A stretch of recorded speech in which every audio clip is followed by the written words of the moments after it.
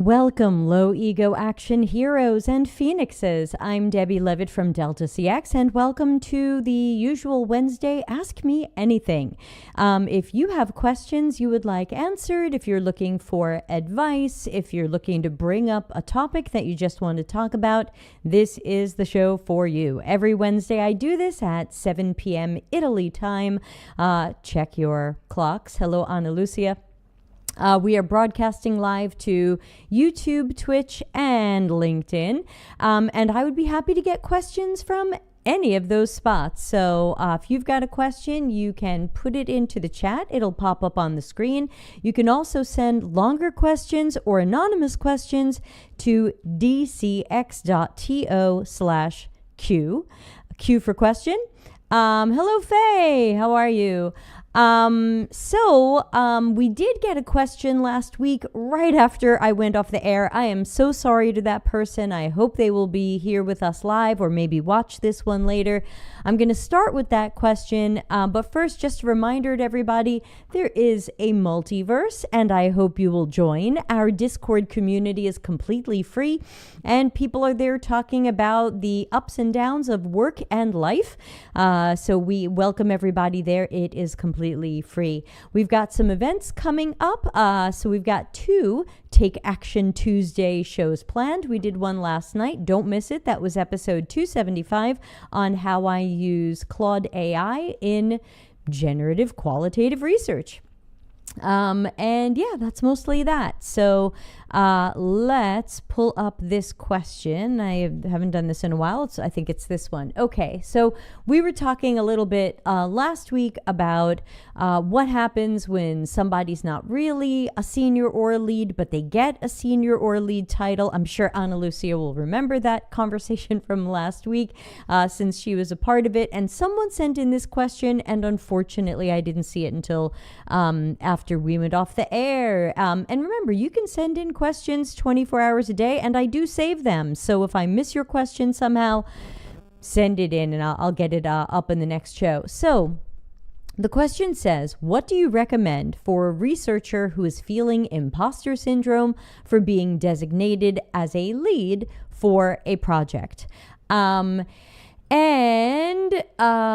Sorry about the onion, Ana Lucia. Yeah, it's recorded. It's up. It's 275. It's up on the YouTube archive.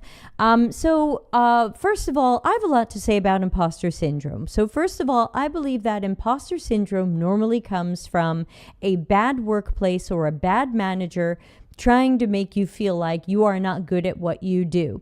Now, the person who's writing in, you might be good at what you do, but maybe you don't feel like you're at a lead level. So my advice to you would be, first of all, don't let any of the shortcomings of your workplace or your manager enter into your system and your fabric where you are now second guessing yourself.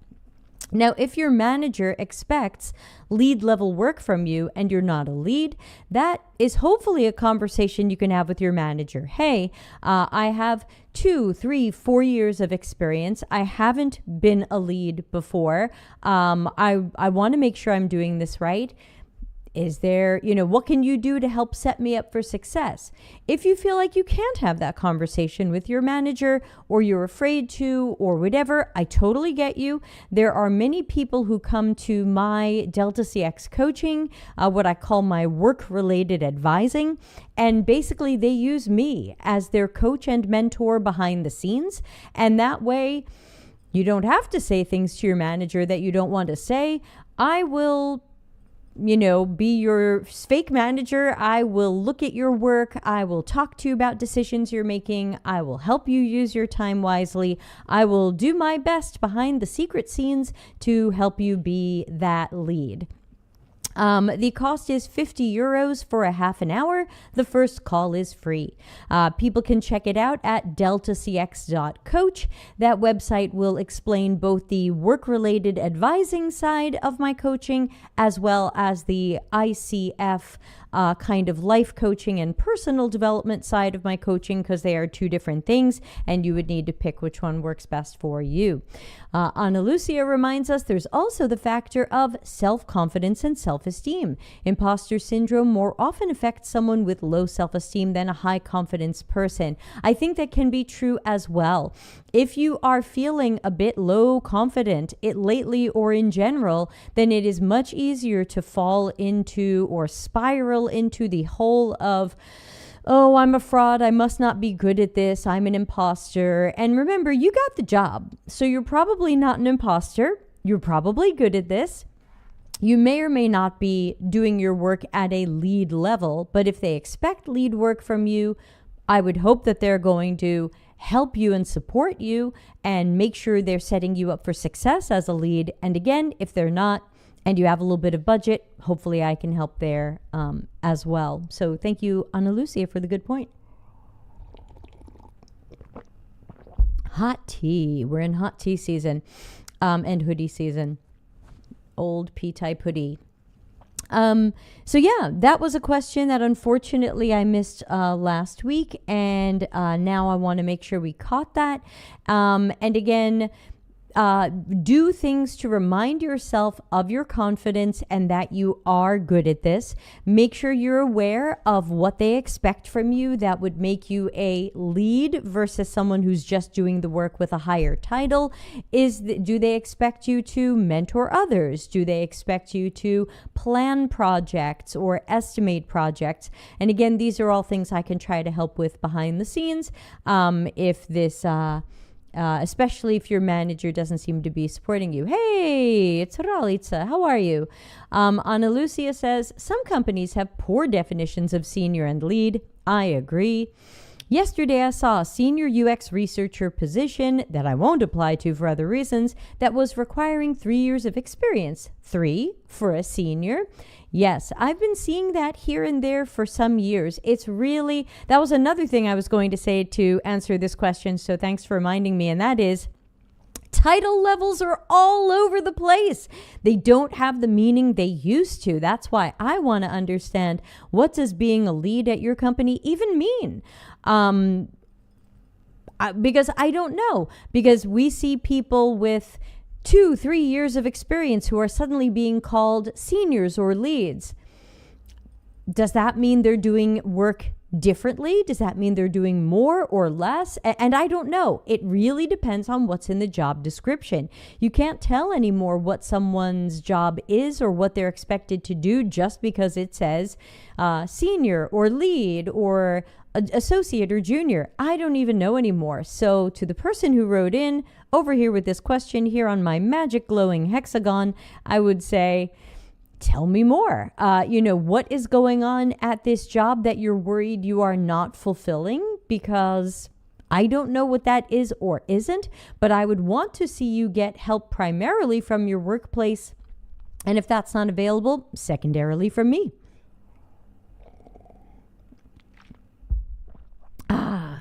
Ralitza says, I'm good. How are you doing? All things considered, okay. I'm still glued together. I still have some hope in life, and hopefully some good things will happen to me and to all of us. But I just feel like the bad news keeps coming. One of my close friends had a dog pass this morning, and I've just been crying on and off all day for her dog. I'm very sensitive about dogs, and I just feel like, when do we get a break from the bad news? Unrelated, Ana Lucia says, and they can't even mean they're expecting you to be in charge of the project instead of being in a promotion. Again, we have no idea what this person is responsible for doing in their lead researcher job. I've been a lead researcher multiple times, and in many cases that just meant I was the only researcher on the project, so I am leading the research on the project. And it didn't really mean anything else. I wasn't necessarily mentoring or managing other people. I was estimating my own work, but I do that anyway. There didn't seem a lot special in the past few times that I've been called lead. I think it was a title I was just given because of either the amount of experience I have or the way that they were hoping to present me to a client or to other people in the company as somebody who is at a higher level. Ana Lucia says, I mean, the company may be like, I want you to lead this project, and not you'll be promoted to lead. Yeah, I don't know. So here in the original question, it says they're being designated as lead for a project. But again, sometimes that just means you're the only researcher. You will be leading research because there's nobody else there working on the research but you, and so they give you that title. But I say welcome that title, because lead is a relatively high title for someone who's not managerial or in leadership. Embrace it. Put it on your resume or CV. Lead is a nice title. Ralitza says, I hope you get some good news and good things happening soon. Yes, thank you. Me too.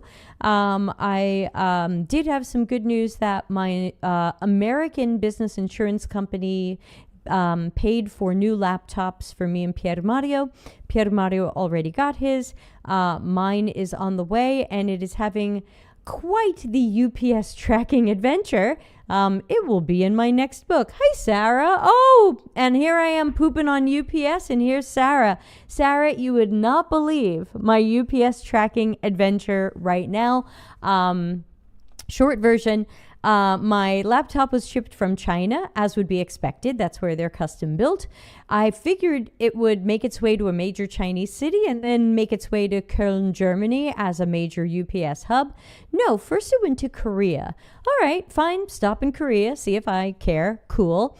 Then it made it to Köln, Germany, where it passed EU customs. So I'm like, yes, this laptop is so close to me, I can taste it. And then the next time I refreshed the UPS tracking page, it checked in, and I don't know if Sarah will be able to guess where I'm about to say, Dubai, in the United Arab Emirates, half a world away. So this laptop went from the EU and passing EU customs and being what feels like down the road for me, because at least Germany's close to Italy. Maybe not neighbors. It spent 2 hours in Dubai and then flew back to Köln. And now I have like this weird UPS error message about how, my shipment might be late. And I'm thinking, yeah, you freaking sent it to Dubai. So I asked Claude AI, why would my package go to Dubai? And Claude wrote like a freaking article for me. Evidently, this is a thing. I can take this question down. I think we've covered it. Evidently, it is a thing for companies to make deals with countries or cities that they will pass a certain amount of cargo or packages through those places so that those people can create jobs. They then give incentives to UPS or whoever to say, hey, make sure you're routing some of your packages through here because we're going to give you all kinds of incentives and whatevers. And so now my UPS tracking even removed the estimated delivery date that was there for days, and they're acting like, there might be some sort of slowness here. And I'm thinking, yes, the slowness is you. You sent a package that cleared EU customs to Dubai for 2 hours and then sent it right back to Köln, Germany. If I'm Köln, Germany, I think this package looks extremely suspicious.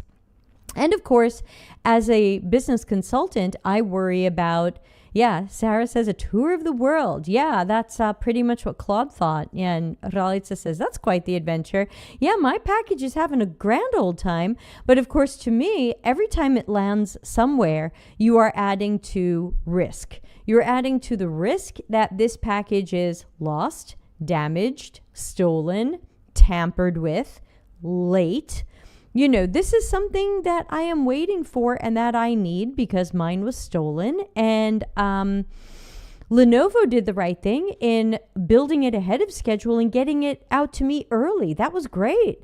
So Lenovo wins. That was a good experience, and hopefully even better when I get the laptop. But they shipped it ahead of schedule, but they shipped it UPS, who is now sending it all over the world for their own backroom deals. And Sarah says, that's an unbelievable package flow. I have no connections anymore. Everyone has been retired. Yes, that sounds like forcibly. And no, I didn't think you had connections anymore. And yes, this has already made my next book, which I'm hoping to publish in January. Ana Lucia says, I saw someone complaining about a similar thing yesterday. They bought something somewhere, let's say Estonia. Then it went to Germany and got to Lisbon. You would expect it to be delivered soon, right? No, it went back to Poland and then Germany again. This seems to be a thing, and I think Claude mentioned Poland as well. So yes, this seems to be a thing that, now, of course, the thing that really makes no sense to me is if you have backroom deals where you want a package to go through Dubai, why didn't it go Shanghai, Korea, Dubai, Cologne, Germany, and then just stay in Germany? Why, oh freaking why, did it pass EU customs and then get sent to Dubai for literally 2 hours? It spent 2 hours in Dubai. I hope it had some good food. So, I am in another mysterious UPS universe, which is, of course, how Sarah and I even became friendly. So, always grateful to Sarah. I'm in another mysterious UPS universe, trying to get my new laptop. And it's an interesting side of things. Yeah, but I would escalate and do a focus group. Yeah, thank you for that. I will always appreciate the adventures we went through when I got the keyboard that is on my desk. That was a great adventure. I think I made an entire PowerPoint on that. Yeah, this one's pretty wild. And the interesting thing is to go to the UPS website and take a look at their company values and the CEO statement about the company and how they're customer first and boop bop a beep, and then learn from Claude AI about the weird backroom deals that carriers like UPS have with places like Dubai and the United Arab Emirates, where they are inspired to pass packages through these zones and they are given incentives to do so. And logistically, this seems bad. This is certainly not customer first, so let's not pretend it's customer first. And for me, it just makes me more worried and nervous about my package. It's not that I have anything against Dubai or the United Arab Emirates. I've never been there. I have no idea. I barely know anything about the place. But I don't want to see my package making any more stops than it has to, because every stop comes with risk. And I've already ordered this laptop because mine was stolen.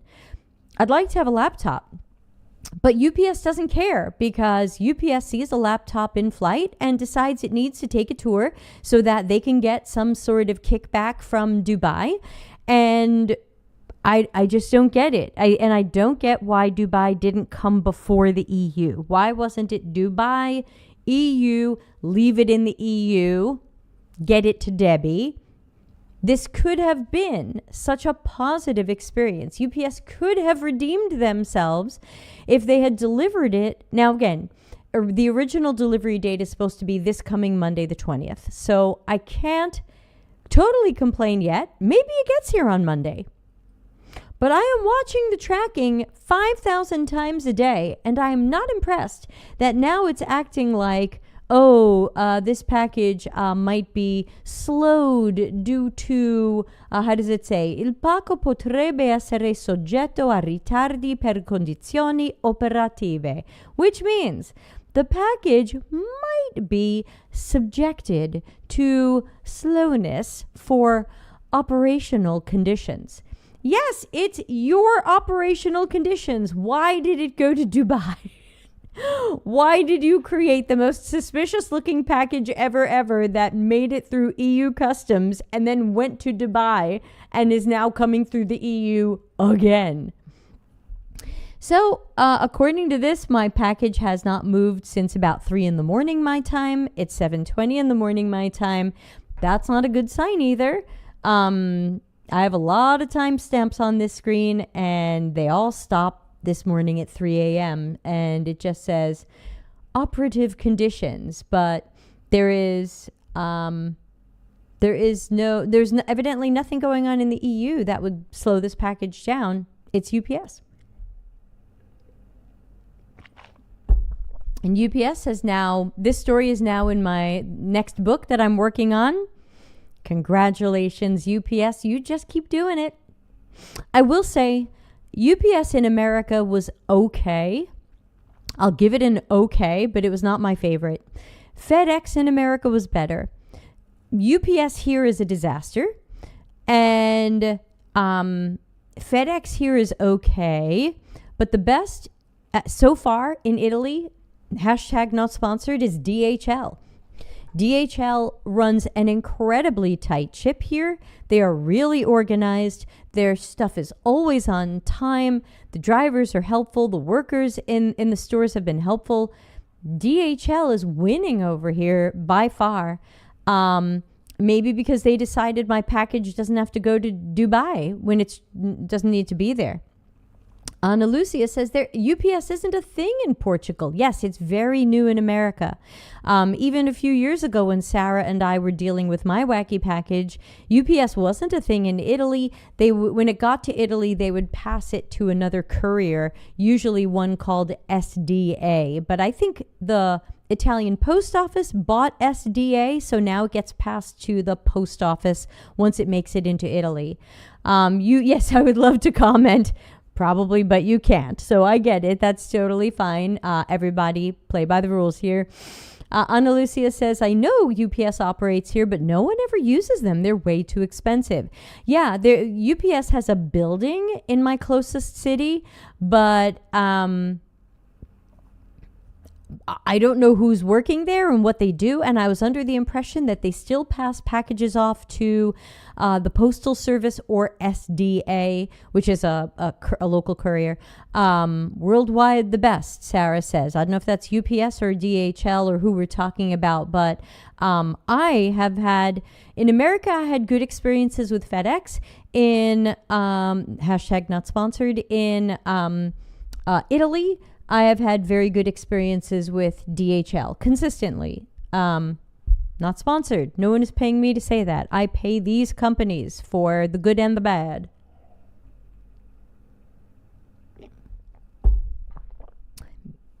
Boop, bop, a beep. So that is the latest news for me. Still a lot of fallout from the issues that we had. Sarah, I'd also love to talk to you about anything you've done with your RV related to security, because we are going to need to home alone our camper after what happened.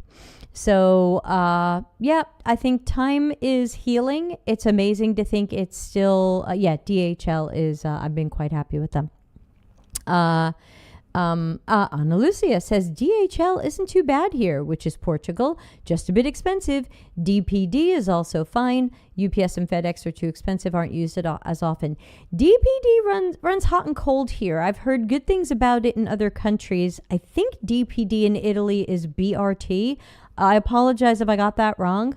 BRT is hit and miss over here. So I hear DPD is more reliable in other countries.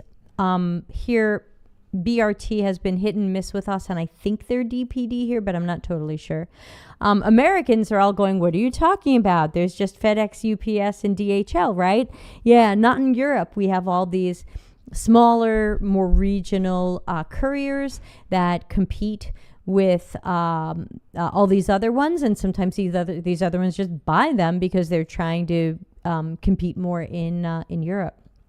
Yeah, so and this comes back to lots of product and service strategy things that I love to talk about. How could UPS do a better job here? There's lots of things I can say about that.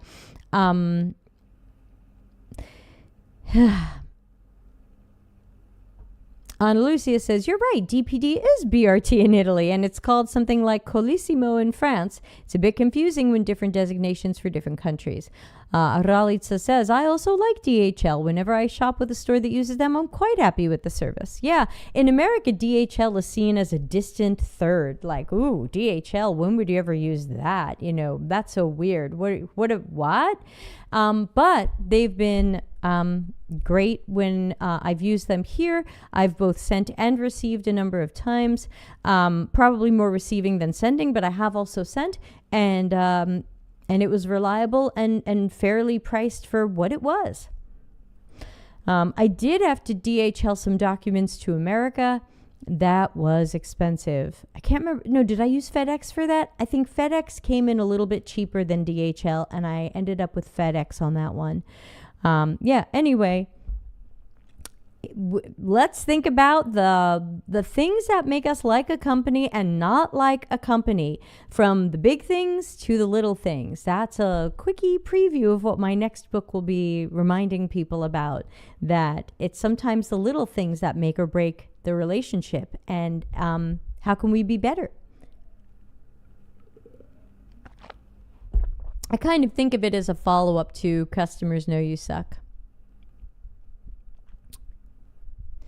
Ana Lucia says, we also have access to a few Spanish couriers, and ouch, I hate them. Sur, MRW, and all that, just no. When I see someone send something through those, I brace myself for the worst. That's pretty much me and UPS at this point. Like, UPS, sweet, holy God of your choice, I hope it gets here at all. Another problem I have with UPS is very often when they deliver something to me, they tell me I owe customs fees on them. They give me a receipt. They make me pay it in cash. They give me a receipt for it, and then later on they send me a bill claiming that I never paid the customs fees, to which I always respond, then how do I have my package?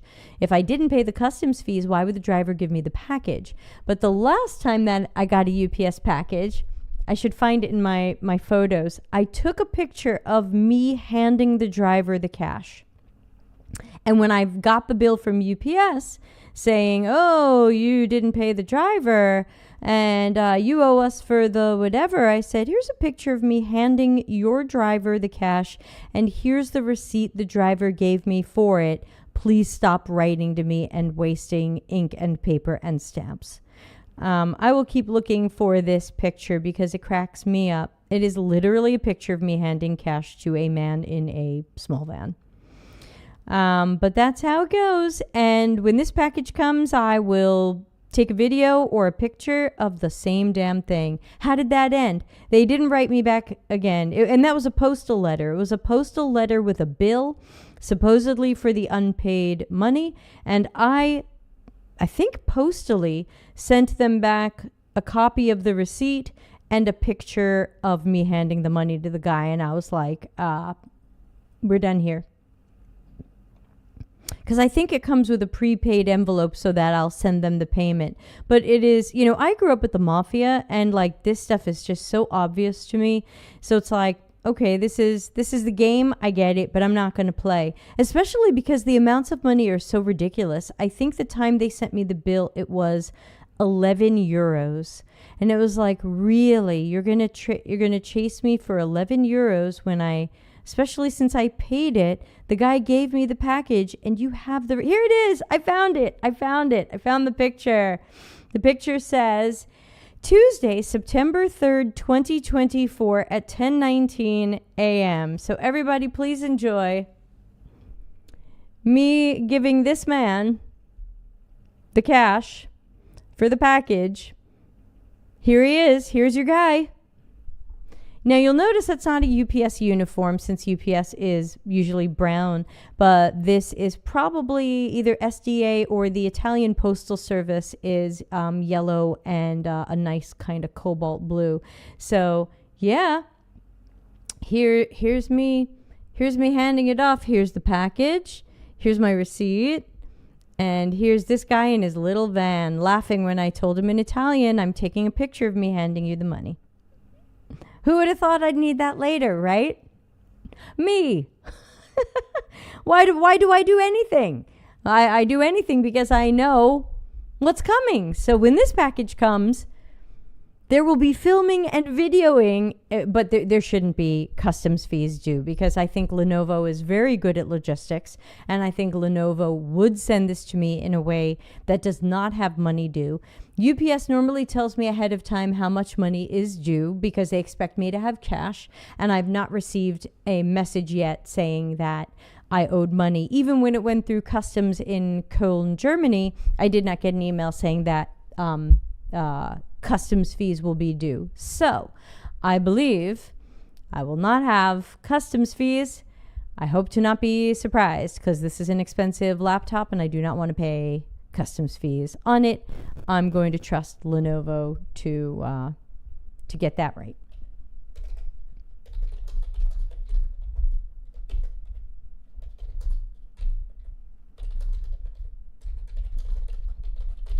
Okay, just making a note in the universe that's another topic we talked about today. Oh, UPS. UPS.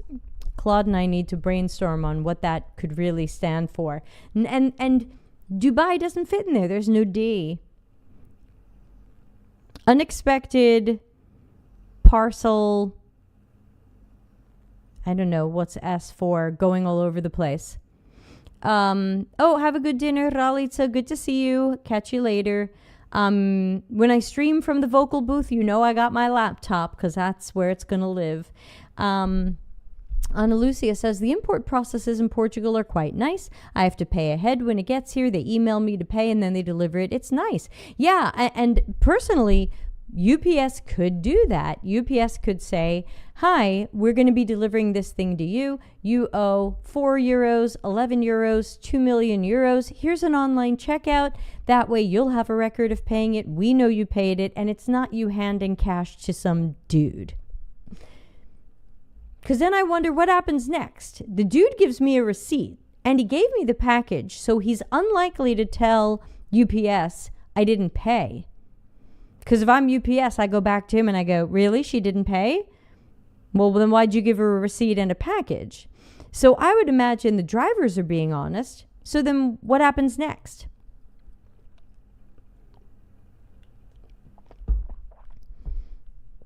The good old days of taking pictures of me handing cash to a UPS driver. Someday someone's going to look through my phone roll and be like, you take pictures of what? Yep. Yeah, UPS, it really is behind. I don't know why.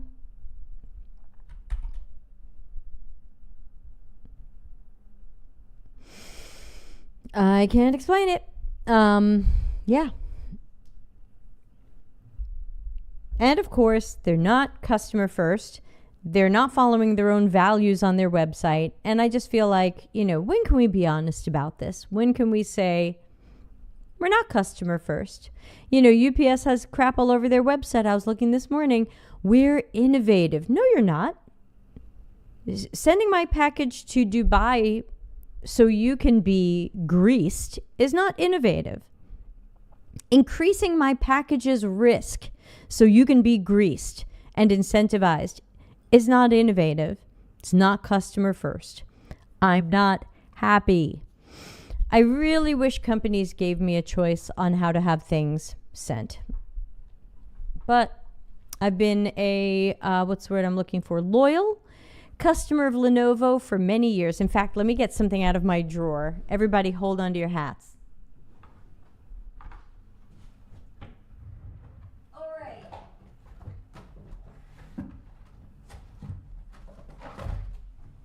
Since I was joking with Claude about getting old laptops up and working again, I then joked with Claude that I have a Lenovo S10 3T.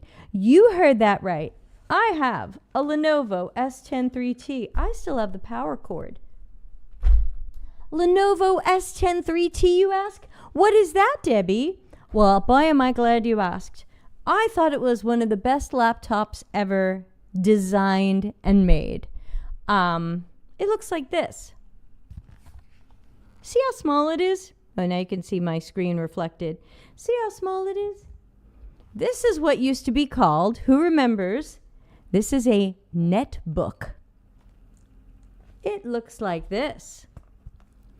Isn't this the cutest freaking thing ever? Nearly full-size keyboard, little widescreen. Here's my head, size of computer. And guess what? Ready for the magic? Come on, how does it go? This way. Boom, boom, boom, boo! It was a tablet with a touch screen. This was the best laptop. It probably runs Windows 7. It is old. Could I charge it up and try to make it work? I could. It's got 2 USB-As, a VGA port. Who remembers VGA? Nothing at the back. And on the side, headphone jack and Cat 5. Oh, wait. No, this is headphone jack. Oh, this is the power. This is power, headphone and microphone. Remember when they were separate? This was the greatest design. Why can't we have this? Why? I loved this thing. I took this everywhere. I even have a special case for it. So, yeah. I was joking with Claude about trying to get this up and working again. I don't even know if it has Wi-Fi. Like, how did I even get Wi-Fi at the time? I don't know. I still have it. And Claude said, stop excavating old laptops. Look at this great case it was in. So awesome.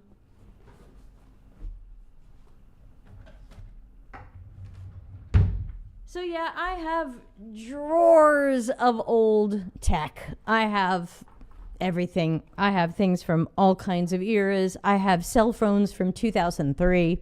I have all kinds of fun stuff. But most of it is not alive and usable. But isn't that what a laptop should be? Portable and useful. It was awesome. It ran full Windows. It was not it was tablet in that you could touch it, but it ran full Windows. It was so light and portable. It had a VGA so you could plug it into a big screen. So I would do presentations and S10 3T. And Claude was like, isn't that from 2010? I said, I think I got it in 2008. So yeah, I haven't turned it on in quite a while, but that was a great little thing. I miss that. So yeah, something for the Debs Museum of Past Laptops. And you know, right after our laptop got stolen and we finally got home, we then had to go out like 2 days later and run a karaoke show.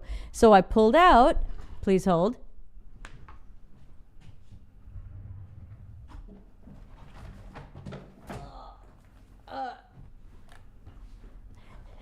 From the opposite end of the universe, my Lenovo Y5070. This giant 17-inch laptop was Lenovo's gaming laptop in, oh gosh, what year did I get this? 2014? It's an oldie, but guess what? Still runs. You know, okay, it's orphaned on Windows 10. I think it came with Windows 8. It's orphaned on Windows 10. But you know what? It's not so bad. But you won't believe what I'm actually working on right now.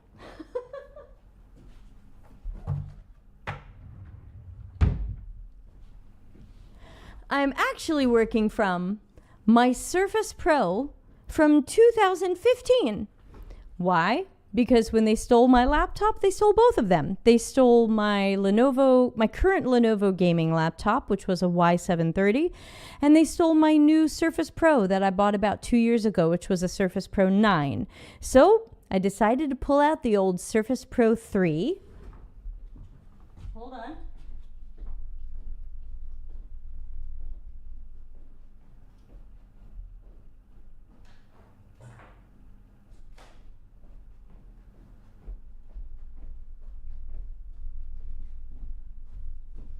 Welcome to my house. I pulled out the Surface Pro 3, factory reset it, put my new browser on there, put Office 365 on there. Guess what? It's not so bad. It's a little slow. It's from 2015. Well, Surface Pro 3 came out in 2014. I bought it in 2015 when they announced the Surface Pro 4 so I could get this as a discount. And I've got all my old stickers on there, including Stephanie Walters, Fox. These are really old stickers. But of course, I've added some new stickers. But yeah, this is my Surface Pro 3. Some laptops are so wide and heavy, they seem like a brick, not portable. Yeah. And so you know what? I will be way less sad if someone steals this. This is ancient. This has probably no resale value. If you steal that from me, I don't know. I hope it explodes in your face. So I am getting a replacement Lenovo Legion, #not sponsored. The insurance company gave me money. That's what I wanted. And it's going to be a Legion 7i, and it's going to be parked over by the vocal booth so that I can record the usual things that I record and also do my karaoke streaming, which I would like to do a lot more of. I really hope to entertain all of you with my singing. Hopefully, at least some of you like my singing, but of course that's optional. And Pier Mario got a replacement laptop since they stole his also. And he got a 2024 MacBook Pro 14-inch.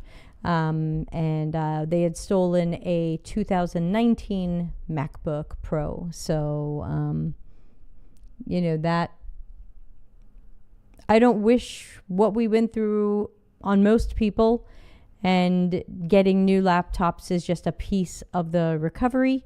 There's a lot of stuff we're not going to be able to replace, partially because it's irreplaceable and partially because no insurance will cover it. So it's just my reminder to everybody, take another look at your insurance, understand what it covers and how much and where.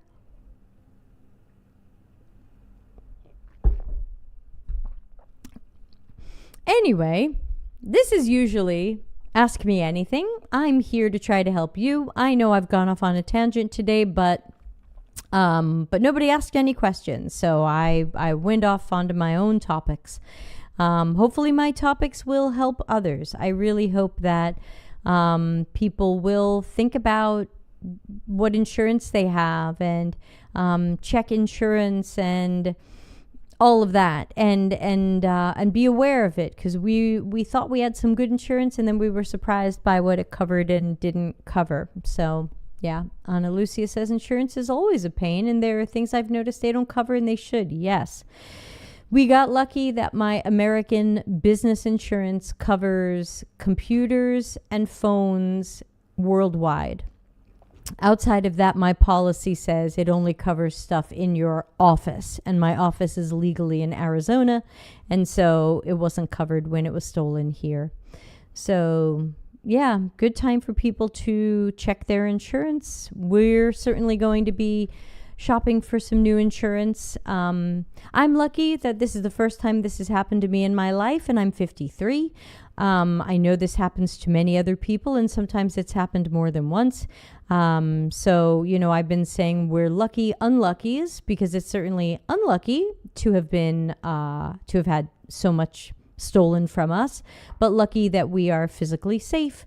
We were never in physical danger, and, some of the things will be replaced. That's all I can say about that. And lessons learned,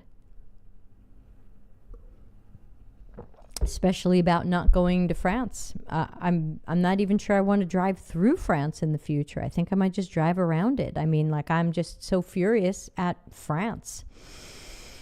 Ana Lucia says it's somewhat common to see boars where I live. Yes, we have wild boars here too. They usually avoid people, so it's not a problem. A few weeks ago, there was an accident involving a boar and a car. The boar suddenly ran into the street, and it didn't end well for anyone. We've had that here too. Our previous car, Pier Mario was driving, and he did hit a boar, but it seems to have run away and was okay. We had a dented car that had to be fixed that we paid for. Car insurance won't cover a thing. Boar is not considered. Yeah, I am not sure how much damage a boar would have to do for our insurance to care, and I'm not even sure what is covered. So, yeah.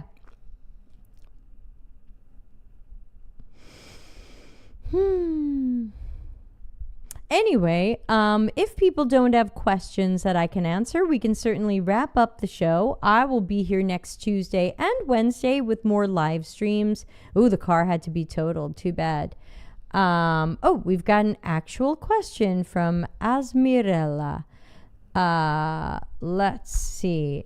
What do you think about the value waiting to be created by Agentic AI? Okay, let's put this up in the list of questions and get it up on the screen. And we might need to ask you some follow-up questions about, I guess while I put it up on the screen, is there anything in particular you want to talk about in this area? Like, are there particular AI agents, or do you just mean agents in general? And you're saying complete disruption of UX. So my question is, are you answering your own question? Because it sounds like, are you asking me if it's complete disruption, or are you saying it's complete disruption? Just double checking here, Asmirella.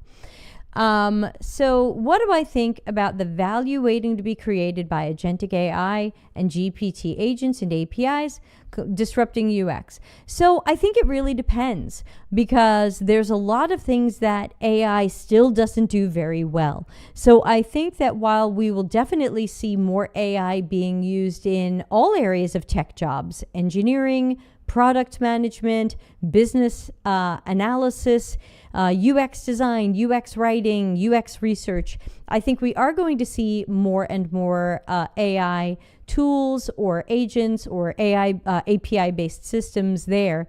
My question really is, will it be good? Because if it's not good and companies do it anyway, then what are we doing? Are we fulfilling our promises to customers? Are we living our company values? So I understand people experimenting with it, and if it's working well and it's producing great outputs and outcomes for customers and users, it's hard for me to say you shouldn't do it. But if it's not creating good things for customers and users, then what are we doing here? That would be true with or without AI. Asmirella says, it seems like complete disruption. Agents and APIs skip the need for a human to interface with the websites as they are today. For example, right now, Spotify, Canva, etc., many more apps to come. It's one of many reasons that I am advising people to not get into UX as a job. I think we're going to see fewer and fewer jobs. It's why my book last year was Life After Tech, because I think people need to take a look at what kinds of work or jobs they will have when they no longer want to work in tech, or tech no longer needs them.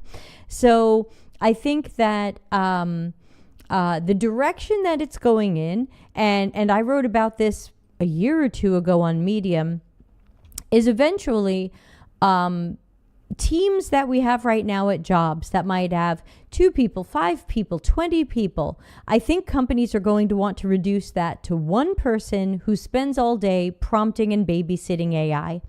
And my guess is that it's going to be an engineer. I don't think it's going to be a product manager. I don't think it's going to be a UX person, because ultimately companies want to make sure that whatever code it spits out works, and that's where you would need an experienced engineer. So I think that we are moving towards a universe where a lot of companies will use AI tools and systems, whether or not they're agents or API based. It almost doesn't matter. We can just say AI as a bucket. And I think they will act like we don't really need people to do this. We just need somebody to prompt it. And hey, that can be anybody. And And then I think that they'll have to decide, do they want to have an experienced engineer working on this so that they can make sure the code works well and fix any bugs that the AI can't? Or will they just want to hire the cheapest person they can to prompt and babysit the AI? And if the code doesn't work, that goes to somebody else. Asmirella says a big area will be compliance and AI experience journeys, I think. Tell me more about what you mean about that, because I understand that compliance is important for many different industries, banking, government-related things. Other professional services are sometimes regulated or have important compliance-related things, certainly insurance. So the question is, what can AI do there that people do now? And I think the question is, sure, AI can do these things, but should it? Is AI doing these things well? And I just keep coming back to quality. When AI does something well, it's hard to be against it. Like yesterday's show was about how I'm using AI to do analysis, synthesis, and reporting assistance. It's not doing it for me, it's doing it with me for my generative research, my generative and evaluative research work. When AI does that well, it can be a good critical thinking partner with me and help me save time. When I tried Copilot for that some weeks ago, Copilot was terrible at it, and it was going to make my work much worse, which means in this case, one AI tool did better than another. But if I were stuck only using Copilot, it would have made my work worse, and it would not have been a tool that helped. As Mirella says, some laws will need to be passed to protect privacy, allow opt-outs. I don't agree. I don't think anybody wants to see AI be regulated, because if you were right, where is that? That should have happened already. That should have happened years ago. I think too many people profit from AI being the Wild West and breaching privacy, breaching copyright. I think too many people feel like they're winning when you can't opt out, or they allow you to opt out after they've stolen all your stuff. I think that people feel like they're winning way too much by AI not being regulated, not having stricter privacy and other laws. Nope, I disagree with you again. Asmirella says customers don't want to allow AI to have their data. People will start resisting. That's only half true, in my opinion. I agree that customers don't want AI to have their data, but I don't see them resisting. Show me any evidence of this, please. I would love to see it happening. You are describing the fantasy that I have. I would love for you to be right. But, well, where is it? You're saying you can disagree, but there's an underground of people. Where are these people? And then is it enough for companies to care and respond to? Which companies are changing their ways because people are resisting? I would love for this to be true. Please tell me I'm wrong. I want to be wrong here. In America, a law is about to be passed on call centers requiring an American option, for example. Okay, but that just sounds like right-wingy stuff. I mean, that goes in the bucket of Trump's usual don't send jobs overseas stuff, which usually backfires when he's done that in the past. So I don't get it.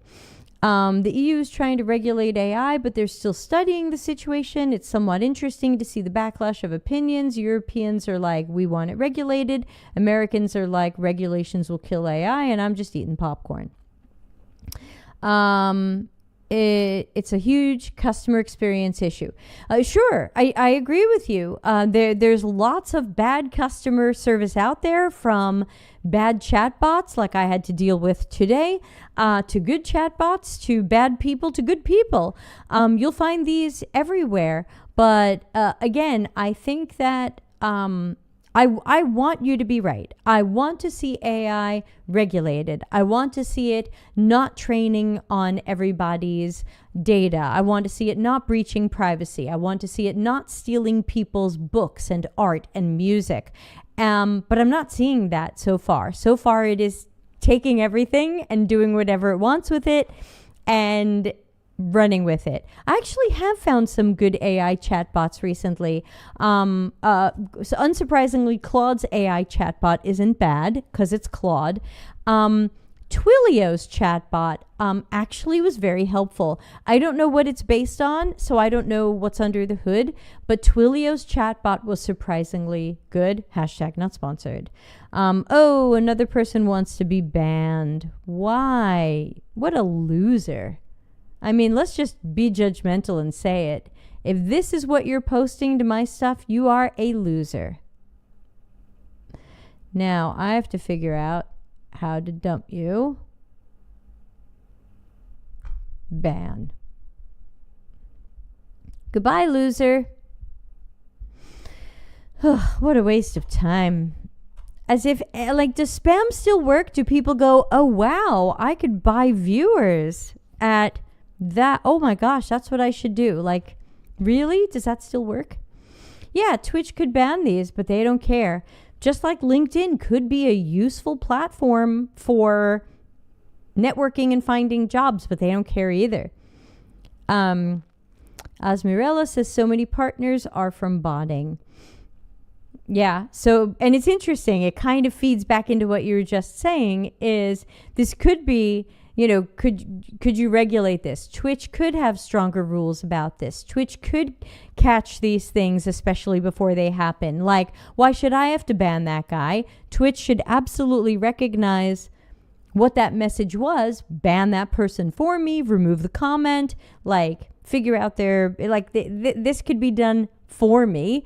I wrote about that in Customers Know You Suck because that was when YouTube wasn't banning people who were putting porn spam comments. And it's like, really? YouTube can't figure out what's porn spam and what isn't? So yeah, I think that I would love to see regulations. I would love to see rules. I would love to see boundaries. I would love to see AI be more about opting in. It should never have been opt out, and it should never have been train on whatever you want and apologize later, or don't even apologize later. I agree that I would love to see all of these things happen. I am for that. I am for more ethical AI, but I'm not seeing it happen. And AI has been around a long time. I mean, I've been watching companies fire and lay off their ethics teams. We all saw that, right? Asmirella says, I guess bigger than a silly customer experience, they put all the LLMs in experiment, and when they had someone pretend to shut it down, it betrayed blackmail and plotted murder. Okay, so I don't think this is a question anymore. I'm not even sure what your question is, which means I'll just take this off the screen. I'm not sure what you want me to say to that because I don't think we're necessarily disagreeing. I would like to see AI be more ethical. I feel that way for many reasons. I would like to see. Yeah, you're just commenting. That's totally fine. This is also a chat show, and you are welcome to chat. But at first, I was like, am I supposed to answer a question? No, we're just chatting. A lot of people know that one of my thoughts are. Some of that was Claude 4, and they recently released Claude 4.5, and I think they fixed some of that. Claude 4 came out in late May. Claude 4.5 came out a month ago, about. And from my experiences with 4 and 4.5, I think 4.5 got some of that out of their system. But obviously, I think your larger topic, Asmirella, is ethics and AI, and who is ethical, and how do we try to ensure that ethical decisions are made, whether it's the behavior of the AI or customers' experiences, users' experiences. And yes, I would like to see this more tightly controlled. I was not happy when a long list of companies fired and laid off their AI ethics teams. I believe that every company using AI should have an AI ethics person and team. So what can be said? I am not going to be the person who says, oh yeah, AI is the coolest thing, let it do whatever it wants. Some people know one of my favorite bands is called Ayreon, Ayreon, and that guy has produced a series of concept albums over the last 30-ish years, and they all tell different parts of the same story. And the story is basically AI destroys the world. And when the albums first started coming out, this seemed incredibly science fiction and so far away. And now I feel like the stories he tells in these songs, which in some cases were written in the 90s and 2000s, the stories he's telling in the songs seem bizarrely possible. I didn't think I'd see that in my lifetime. So to me, there's what is going on with AI, and there's what I wish would go on with AI, and they're not the same. I think the Matrix is close. And Ana Lucia says, and AI can't be its own ethical advisor. Yeah, you can't have the fox watching the chickens, or how they say. Yeah, so this is it's all surreal. It's all difficult to predict. When I wrote "Customers Know You Suck," which I'm still very proud of, I didn't have a single sentence in there about AI. We were barely talking about AI in 2022 when I released "Customers Know You Suck." Otherwise, I would put a huge section in there about here's what AI can and can't do. But we were barely talking about it in 2022. We forget how recent a lot of this stuff is, and that even just 2 years ago, AI gave everybody 8 fingers coming out of their eyes, and we laughed at it, and we it can't spell strawberry, and now it's in a very different space. Now it is literally doing people's jobs. In some cases, it's doing the whole job, and in some cases, it's doing part of the job. And people are not thinking about the future. That people are just not thinking about the future, because when AI does everybody's jobs and people don't have jobs, then what? And who will buy your shitty system? No one will have the money for it, and no one will be at a job that needs it. There will not be UBI. It's always a European saying that. Asmirella, where are you based? You can't be American and say that. And for those of you who aren't sure, UBI is Universal Basic Income. This is the concept. No, I don't even believe you, because you think Trump is going to give people universal basic income? I'll wait while you answer that.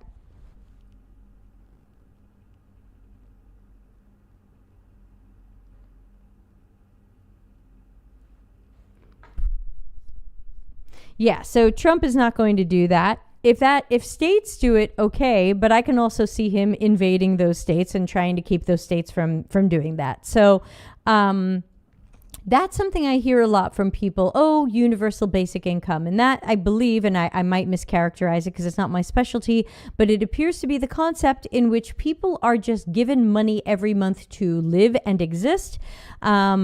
Because how else would they live and exist? But you would have to have some sort of government that A, has that money to give out, and B, would like you to continue living. Asmirella says they're prepping for AI to take all the jobs. You can tell if you look, they're trying to avoid panic. I think they are trying to avoid panic, but I don't see anything happening yet where people are prepping for AI to take all the jobs.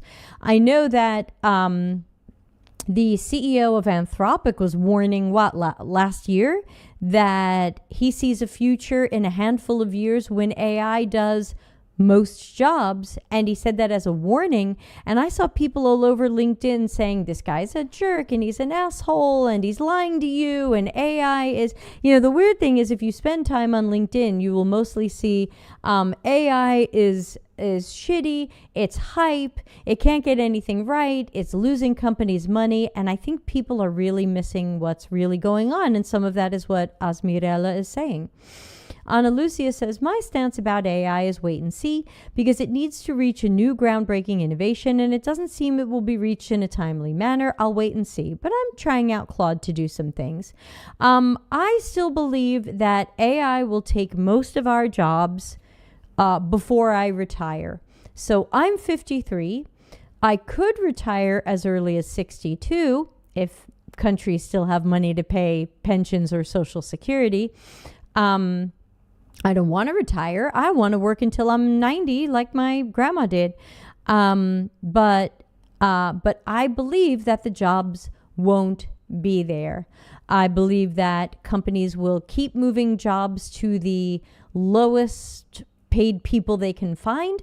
And once they've done that as much as they can and they've trained the AIs, they'll just move it to the AIs. Have you seen Figure 03? No. And I don't think you can paste a link in these chats, so I wouldn't be able to see it. I can try to Google. No, I don't Google anymore. I can try to DuckDuckGo it while you're talking. Figure, that looked like a letter O. Let's see, Figure 03. Introducing Figure 03, a humanoid robot. Oh, that's a website I definitely don't want to see.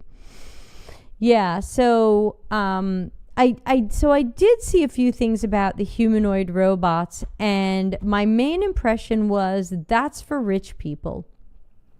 Because there's never going to be a humanoid robot that costs $47. A humanoid robot is going to be expensive. It's horrible. It's a humanoid robot powered by LLM. It's doing the dishes.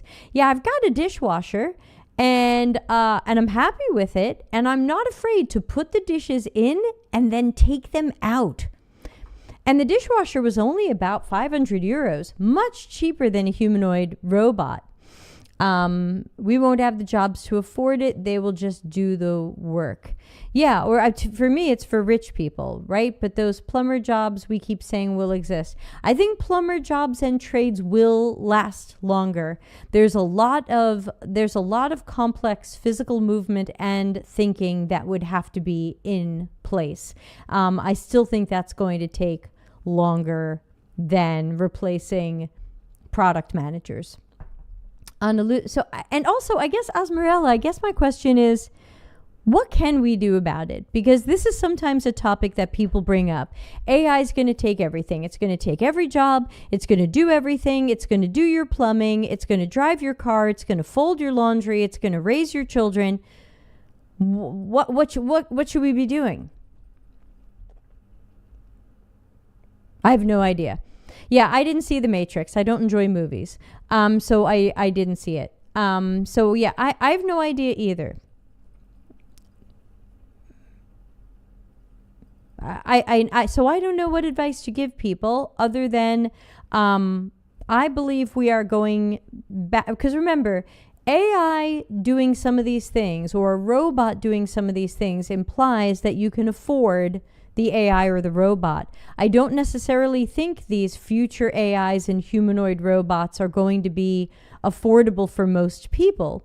So then this is what the rich people might have. Maybe they can fire their maid and have a robot do it.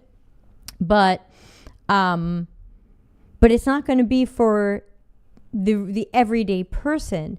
I personally think society is going to go back to a time where we all just do services for each other, where you cut my hair and I do something for you, or you have a service you can offer me and I have some zucchini from my garden that I can give to you. I think that in the long term, this is not next week, I think we're going to go back to that type of society where everybody has something to give and to offer, and we will just be trading with each other because money won't have the same meaning and most people won't have it. But that's possibly in my lifetime, but not in the next 5 to 10 years, I don't think. But I guess it really depends on how much certain governments want to accelerate destruction of people. So it's hard to guess. I wish we all knew what to do about any of this. I can only just say I'm prepared to live in a trade-based society where I can get services and food by giving people services or food. Purple heart to you as well. Anyway, we should wind down. We've gone over time, but I'll be here every Wednesday to talk about whatever you want to talk about, including this topic. I'm sure it'll come up again. It's always evolving, and it is worth talking about because it is seeping into our lives in all kinds of ways, and it's hard to be ready for it. So I will start playing our wrap-up music. And just double check. I didn't get any other questions in the email, so if questions come in, we'll save them for next week. I hope to see everybody on Tuesday for my next show, which oddly is about how likely is it for AI to take your job. So maybe Osmarella will be there and can comment and let me know how to improve my model for that, because it's based on a model I created. And then we'll chat again next Wednesday as well. So hope to see everybody on Tuesday and see you in our free Discord community. Thanks. Bye.